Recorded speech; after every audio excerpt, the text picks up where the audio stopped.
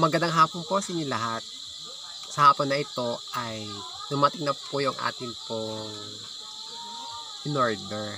So magmumukbang po tayo ng ating makakain dahil syempre namimiss ko rin po itong pagkain na ito. At siguro alam ninyo itong pagkain na ito.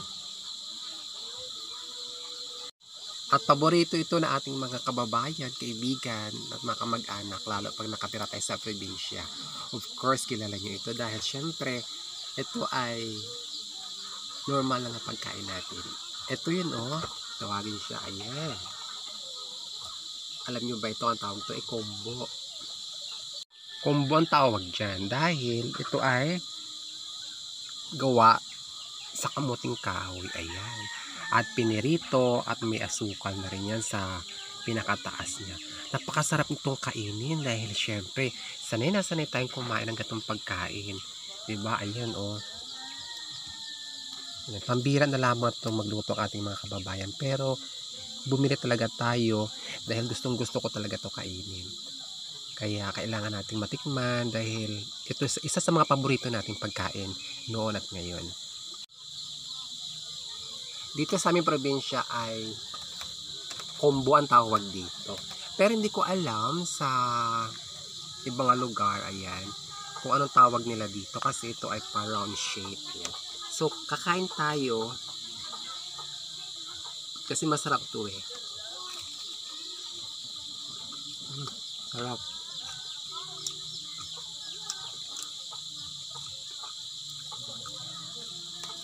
At may palaman pa sa loob na saging. Saging na saba.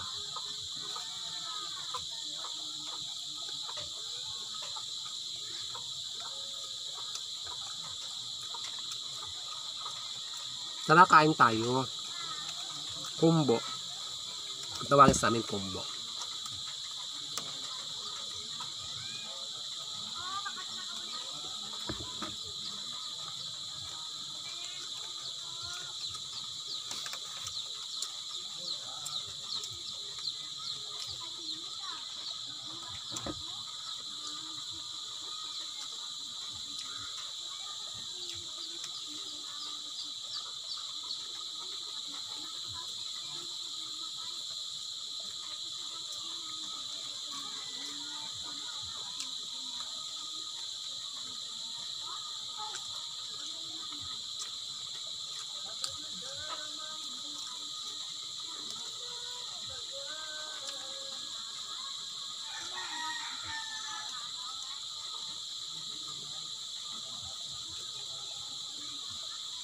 Sarap.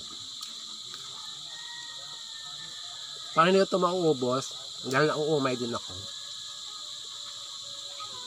Siyempre, ibibigay rin natin ito sa ating kaibigan. Dahil hindi ko ito maubos. Talagang bumili lang talaga ako ng 6 na piraso. At nakita nyo kanina is 5 lang. So, 6 to. Kinain ko yung isa dahil natakam na talaga ako at nagugutom. Masarap talaga.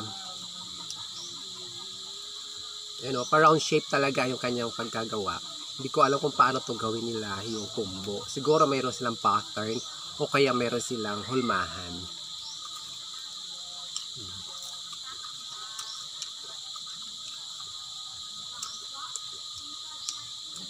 Sarap.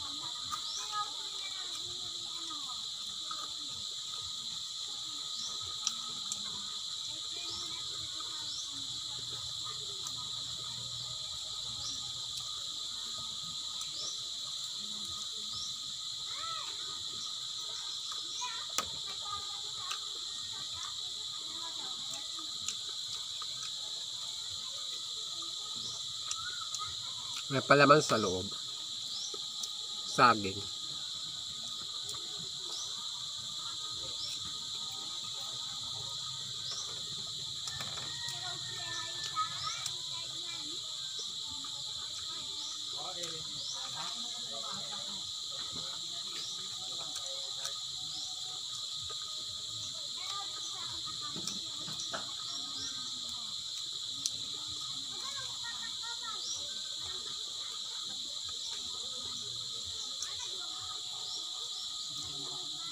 So ayan po, maraming salamat po sa inyo panood.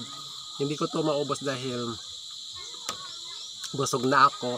So maraming salamat po dahil pinakita ko lang po sa inyo yung paborito po ng lahat ang kumbo. Di ba? Syempre, pag taga-probinsya tayo, mahilig tayo sa pagkain ng ganito dahil ito'y kamuting kahoy. So maraming salamat po sa inyong panonood at God bless po.